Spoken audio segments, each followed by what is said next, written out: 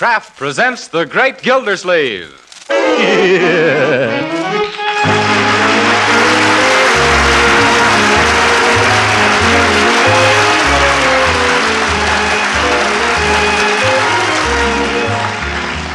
Each week at this time, the Kraft Cheese Company presents for your enjoyment Harold Perry as The Great Gildersleeve, written by Leonard L. Levinson.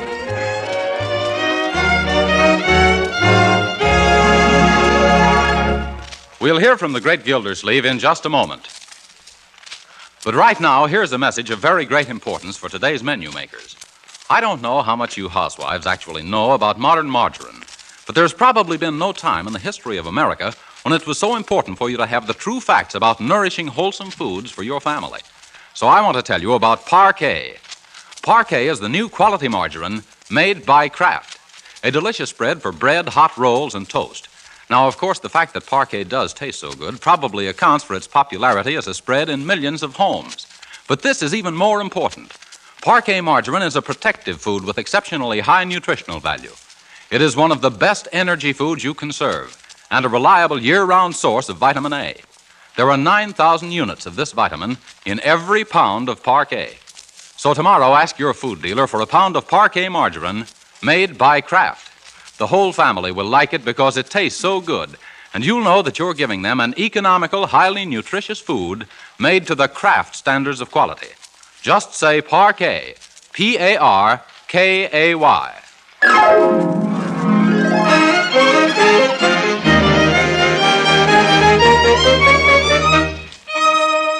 And now for the adventures of the Great Gildersleeve.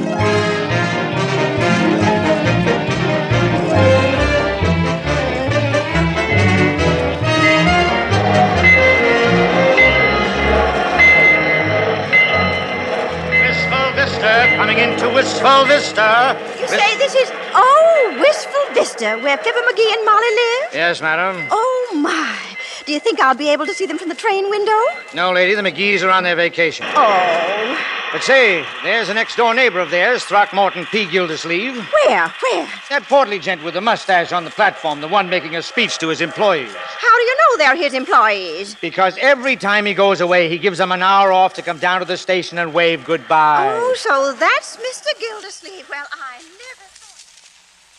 And furthermore, I can't tell you how touched I am to see all the employees of the Gildersleeve Girdle Works down here at the station to bid me goodbye. It's indeed... by the way, is there anyone left at the plant? No. What if some orders come in? Who'll take the phone calls? Mert. Oh, Mert, eh? Yeah. As I was saying while I'm away, I expect every one of you to uphold Gildersleeve girdles to the best of your ability. And don't forget our motto. If you want the best of course it's Gildersleeve. Very good, T.P., very good. Thank you. You'll get a raise. And though it's necessary for me to go away and attend to other enterprises, the one thing closest to my heart is the Gildersleeve girdle. How long will you be gone, T.P.? At least 3 days and maybe till the end of the week. Before you go, T.P., the Gildersleeve Girdle Workers Guild wishes to present you with this handsome leather briefcase as a token of our esteem for you. Yes, For me? I don't know what to say except... Yes, all aboard? Oh, no. Oh, my goodness. Out of my way, everybody. Where are my bags? On the train, T.P. Thanks. I forgot to buy a ticket. Where do I buy a ticket? On the train, T.P. Oh, yes. Let go of me, boys. Where are you pushing me? On the train, T.P. Yes. Goodbye, children. Goodbye, children.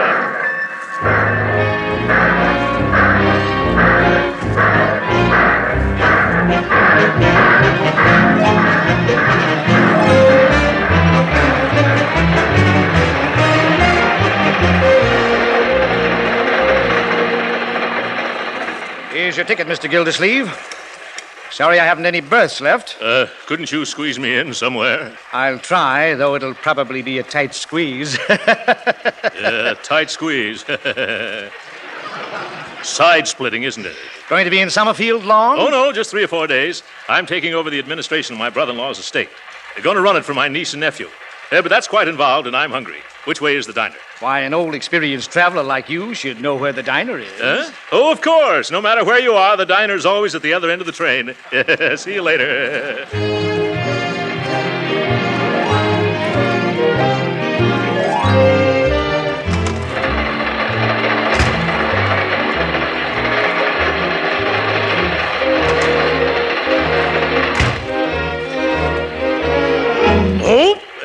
Excuse me, madam.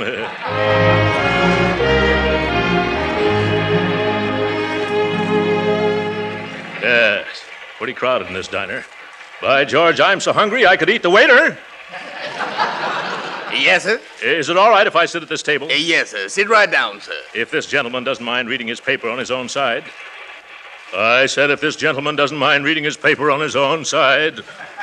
Excuse me, sir. Does you mind? Yes, I do. I'm particular whom I eat with. You are, eh? Well, I'm not. I'm hungry. Waiter, bring me a steak, a nice, juicy double tenderloin rare. Waiter, where's my milk toast? I ordered it 15 minutes ago. Yeah. I'm sorry, but milk toast takes time, you know. And waiter, I want a big, heaping plate of French fries. Yeah, French fries. And a cup of strong coffee with lots of cream. Yeah, I'll get it right away, sir. And bring me my milk toast made with gluten bread, remember? Yes. Bread. Oh, that reminds me. Some hot biscuits and a little pot of jam. Gluten bread toasted and a cup of hot water. And then apple pie a la mode with cheese. Yeah, with cheese. Yeah. I can't stand this. Listening to you is giving me heartburn. It is, huh? Waiter, don't forget the steak sauce, ketchup, piccalilli, and relish. Bring me a glass of bicarbonate of soda, quick. Yes, sir. Right away, sir. I'll be back. Of course, it's none of my business, mister. And don't stick your nose in it. Yes. Well, all right. That's the way you feel about it. I was just going to tell you you're getting your newspaper in the mustard. I don't use mustard. No, I guess you don't need any. But what I was going to say was... Never mind. Okay, I won't say it then. That mustard from your newspaper is all over your sleeve now. I don't care. What? Oh, of all the messes Water only spreads it. You see what I tell you? I'll thank you to mind your own business. What's the big idea jumping down my throat? What do you expect addressing a perfect stranger? You're far from perfect, stranger.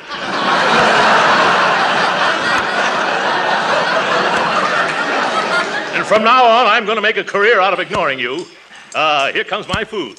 That's pretty snappy service, waiter. Yes, sir. Well, where's my milk toast? Yeah, I'm sorry, sir, but the chef, he's all out of gluten bread.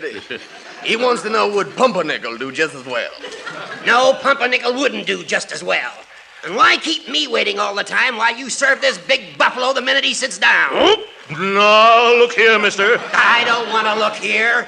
I'm sick of the sight of you. The idea. An overstuffed ox like you, guttling and gobbling and gorging yourself like an ostrich. I've got a bad case of indigestion already just from looking at you. Why, you dyspeptic little dodo.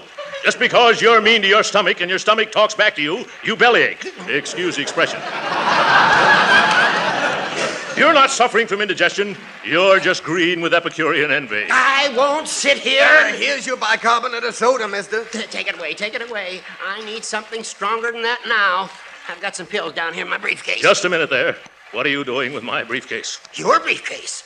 This is mine. It is not. My employees gave it to me just this afternoon. Take your fat paws off of my briefcase before I... Before you watch, you dried up little crabapple. Now, wait a minute, gentlemen, please. Let go of my briefcase. I will not. It's mine. Why, the idea Give is... me. Oh, yes, Now, ma'am. waiter, did you see anything of my briefcase? I left it... Oh, you gentlemen have it. Thank you so much. Well, for that...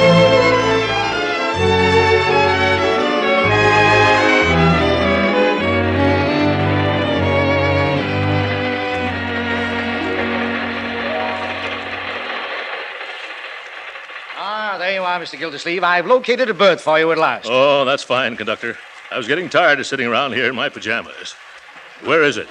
It's upper 9 in the next car. Upper 9? Oh, my goodness. The last time I was in an upper berth was, 50 pounds ago. The porter's making it up for you now. Thanks. I do hope that porter gives me a wide berth.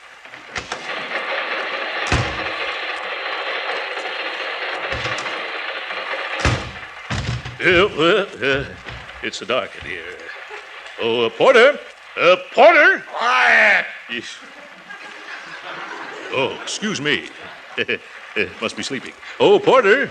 Yes, sir. Have you got upper 9 ready yet? Yes, but I didn't anticipate no gentlemen of such ample proportions. Yeah. Well, maybe I'd better take a ladder. Yes, better take 2. They're small. Well, all right, come on. Yes, here we are, right up there, sir. Up there? Oh, my goodness. Hold these ladders steady, porter. Remember, if they tip, I won't.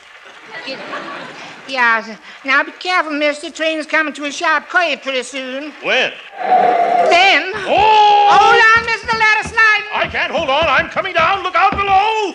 Ooh! No! What hit me? Oh, my sacrilege. Yeah, mister. Let me help you up. I don't want to get up. I want to sleep. Not you, mister. The man in the upper. He's now in the lower. And where am I? You're right here, brother. Get off of my poor stomach. Who is it? Huh? Oh, it's you. What are you doing sneaking into my berth? I'm not sneaking into your... I'm not sneaking. I'm trying to climb into bed. I'm your upstairs neighbor. Isn't that nice? I hope that swinging shelf snaps shut on you. Oh, yeah? If it's going to swing, I'll see that it swings your way. And if I land on you again, brother, you'll spend the rest of the night sleeping in the roadbed. Oh, quiet. Let me go to sleep. Okay, Grandpop, unpleasant dreams. All right, Porter, give me a leg up again, will you?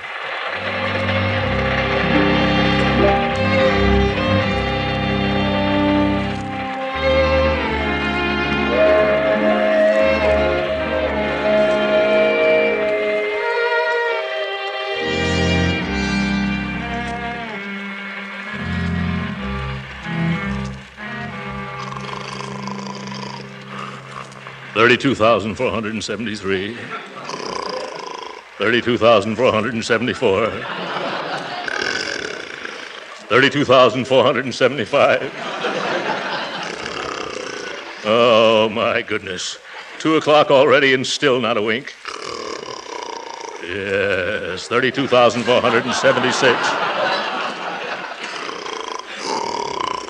32,478. Oh, what's the use? There was only some way of stopping that buzzsaw down there.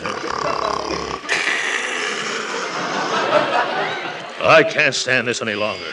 Where's that porter? I'll fix this guy. You call me, sir? Yes. Would you mind getting me a drink of ice water? I can't sleep. Yeah, sir. Yeah.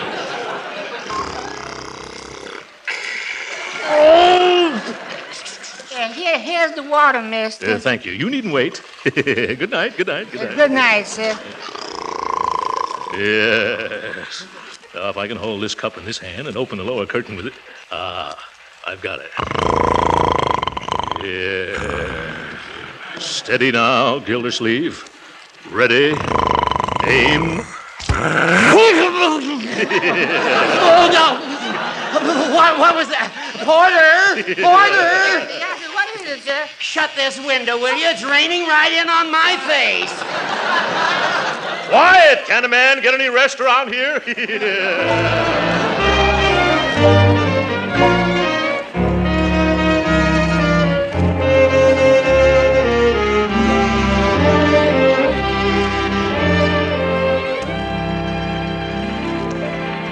Good morning, sir. He's just pulling into Summerfield. You want me to brush you off? No, I'll walk down the steps like the rest of the passengers. Yeah. Yeah. By the way, Porter, you've given me such good service. Here's an order for a Gildersleeve girdle for your wife. Thank you, sir. I happen to be a spinster at the moment. But if it's all right with you, I'll put it in my hope chest. Yes. Yes, that's perfectly all right. Summerfield, eh? By George, I'm certainly looking forward to seeing Marjorie and little Leroy again.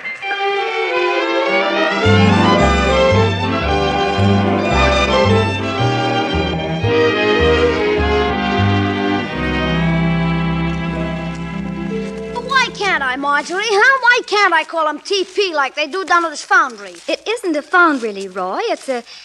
Oh, never mind. It's nothing that concerns little boys. And I'm sure that he will prefer to have you call him Uncle Throckmorton. Oh, shucks, you can't go around calling a big, tough guy who runs a steel foundry Throckmorton. It's positively degradatory. It's derogatory. Yeah, it's that, too. Leroy, who told you Uncle Throckmorton was in the steel business? Nah, you thought you were so smart. I saw one of his letterheads. The Gildersleeve Girder Company. Oh, yes, the Gildersleeve Girder Company. Gee, he should be here by now, shouldn't he, Marjorie? Now, don't you worry, Leroy. Just as soon as his train arrives, Mr. Wills will bring him here for breakfast. Oh, I wanted to go down to the station, too. I know, but Ted has to discuss all the legal details with Uncle Throckmorton before we go to court. Say, you're getting pretty darn stuck on that Ted guy, aren't you? Why, Leroy Forrester, I am not.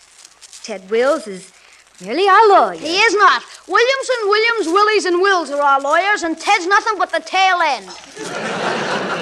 Well, he's young yet. You just give him time. Oh, there you go. Oh, say, how's if I should call him Uncle Morton? Call who? Oh, Uncle Throckmorton. Well, I don't think he'd object to that. Wait, I can do better than that. How's this? Uncle Mort. Who's that? Uncle Mort. I'll answer it. Well, I'll bet this is little Leroy. Hi, Uncle Mort. Hi, who? You, Uncle Mort. You don't mind if I call you Uncle Mort, do you, Uncle Mort? No, not at all. Go right ahead. Uncle Mort, eh? I like that. And this is Marjorie, Mr. Gildersleeve. Marjorie, eh? Come here, my dear. My, how you've grown.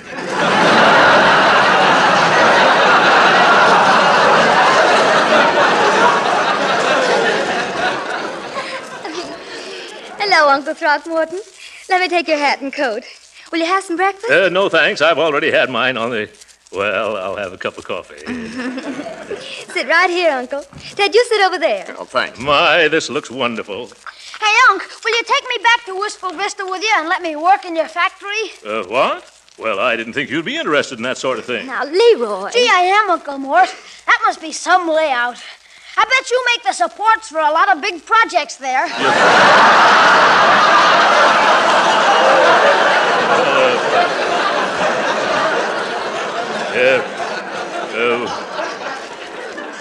We don't turn out anything much like... we sort of confine ourselves to foundations. Yeah.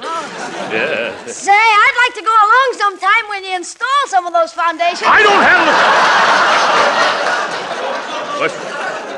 What did you say, young man? Oh, please excuse Leroy, Uncle Mort. He's been like that ever since he found out that you owned the Gildersleeve Girder Company. What? Gildersleeve Girder? Oh, yes, I see it all now. Yes, a bright boy. Gee, Unc, do you ever have to slug it out with any of them tough steel workers of yours? No, I never do. You don't, huh? Well, of course, there have been times when I've had to put more snap into their work. Yes. Once I was so angry, I picked up a badly made foundation and bounced it right off the foreman's head. You did? Yeah. Oh. Now, Leroy, let your uncle eat his breakfast. Yeah. Have some toast, Uncle Mort? No, thanks. Speaking of toast reminds me of an amusing incident on the train last night. You'll enjoy this, Leroy. When I went into the diner, the only empty chair was at a table with a sour little crab. And you should have heard that little rat yell when the ice water hit him in the face. Yeah. Well, it's time we leave for court, Mr. Gildersleeve. It is? Come on, kids. This won't take long.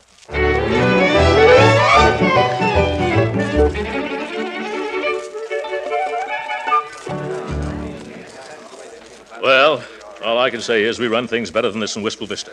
11 o'clock and the judge hasn't even shown up yet. Judge Hooker's usually very prompt. Yes, the trouble with some of these judges is they think they're little tin gods.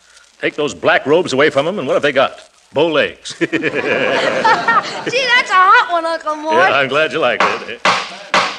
Everyone rise, please. At last. Superior Court, Department 25, the Honorable Hilliard H. Hooker, judge presiding, is now in session. Be seated. Sit down, Uncle Mort. Thank you. Oh, my goodness. Who's that man sitting in the judge's chair? Why, that's Judge Hooker. Judge Hooker? That's the man in the lower berth. Throckmorton P. Gildersleeve for appointment as Administrator of the State of Ray Forrester. Oh, that's us. Come on, Mr. Gildersleeve. I'm not feeling very well, Ted. Couldn't we postpone this over to another judge? Oh, come on, Uncle Mort. Remember what you said. This guy'll be a pushover. Yes, a pushover. Now, come on. Step up. Don't dawdle. I haven't got all day. Make a snappy, folks. The judge is pretty short-tempered this morning. He didn't get any sleep last night. Oh, my. Your Honor, with your permission, I'll put Mr. Gildersleeve on the stand first. Go ahead, Mr. Wills. Swear in the witness, Billy. You solemnly swear to tell the truth, the whole truth, nothing but the truth to help you? I do. Well, do you or don't you speak up? I do. That voice is very familiar. Turn around, Mr. Oh, so it's you. Yes. Hello, Judge. Mr. Wills, Yes, Your Honor. I will examine this man's qualifications if you don't mind. I don't, Your Honor. But I do. Silence. Now then, Gildersleeve, what do you do for a living? I make girdles, Your Honor. Order in this court. Order in the court. Order in the court. Order. Order. And you, Gildersleeve, any more cheap humor and I'll judge you in contempt. But it's true, Your Honor. I'm the president of the Gildersleeve Girdle Company. Oh, Uncle Mort, tell him the truth. He doesn't make girdles, Judge. And what does he do? Steel foundations. I bet he would, too. Now, no more interruptions, my boy. Remember, this is a courtroom. You realize who I am, of course. Sure, you're a bow-legged little tin guy. Yeah. What? Now, Leroy. But you just said so yourself, Uncle Mort. Oh, you did. Just a little joke, Your Honor. You know how I kid. I know. Well, I'm going to ask you a plain question, and I want a plain answer.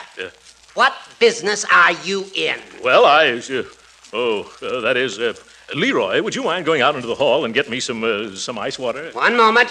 Who's running this court, you or I? Better not get Uncle Mort mad, Judge. Last night he threw a whole bucket of water on a guy in the berth under him. Oh, my, here we go again. He did he? Yeah, and this poor sap woke up and thought it was raining. Oh. You ought to hear Uncle Mort tell it. Thanks, I will. Let's hear all about it, Uncle Mort.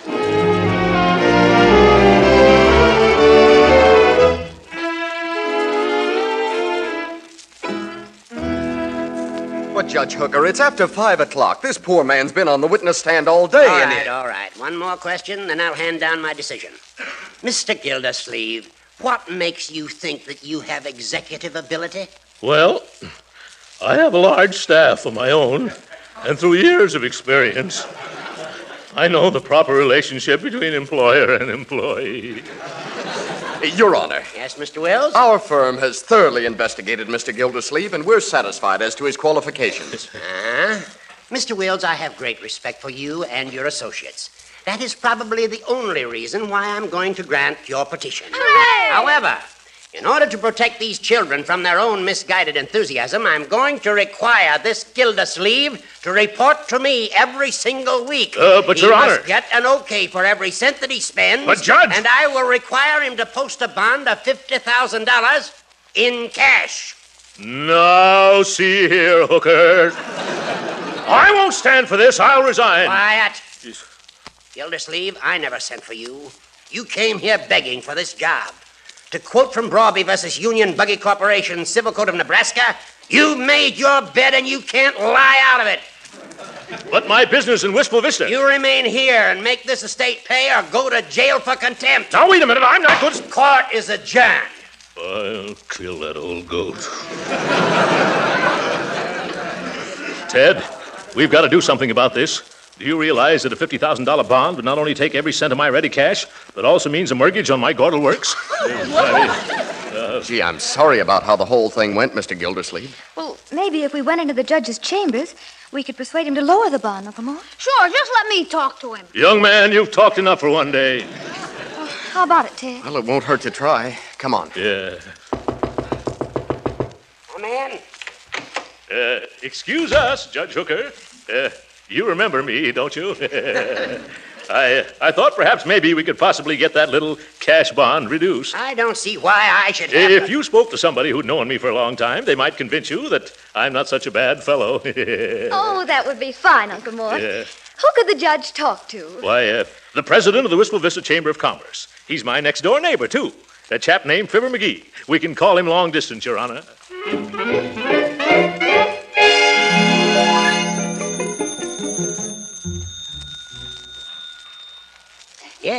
Yes, I see, Mr. McGee. Yes, I'm glad you put me straight on that. Yes, I knew my little chum would set me in right. That's a very good point. Leroy, I want you to meet McGee one of these days. There's one of nature's noblemen. I guess you've made up my mind for me, Fibber. Fibber. Hold the phone a second, I'll tell him. Gildersleeve. Yes, Judge? Gildersleeve, I've decided to rescind that $50,000 bond. I knew that would happen if you spoke to my little pal. Yes, after talking to McGee, I'm going to make that bond $100,000. What? Give me that telephone. Hello? You're a hard man, McGee.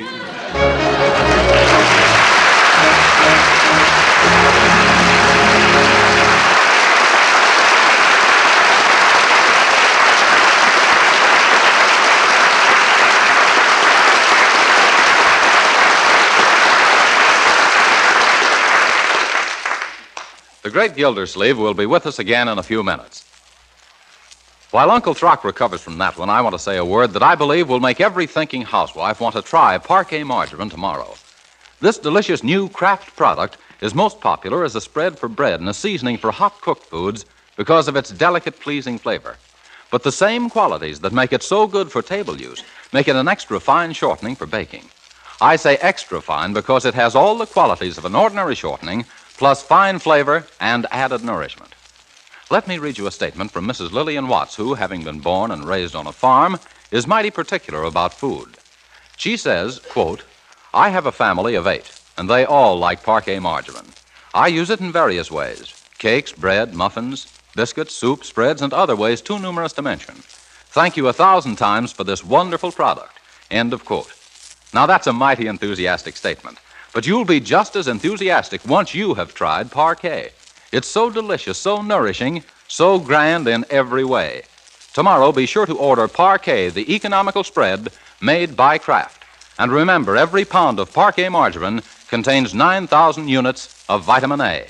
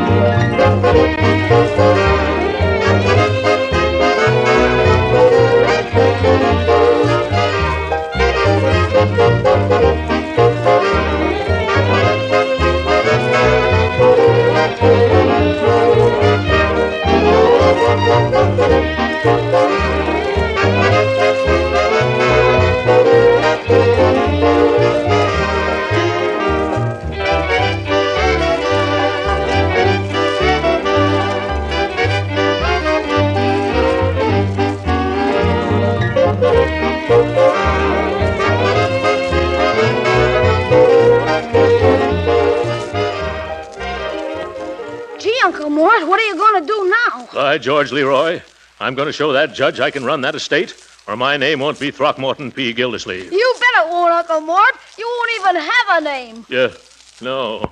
I'll just have a number. Good night, folks.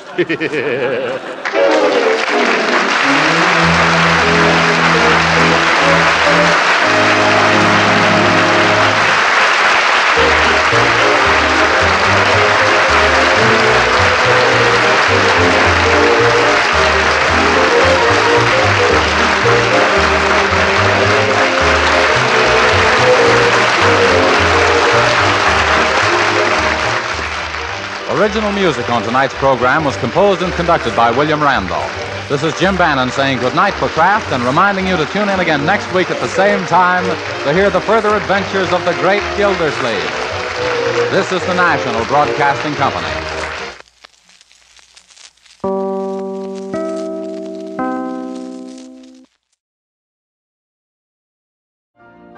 You've been listening to the OTR Gold Network. Find more classic radio at otrgold.com.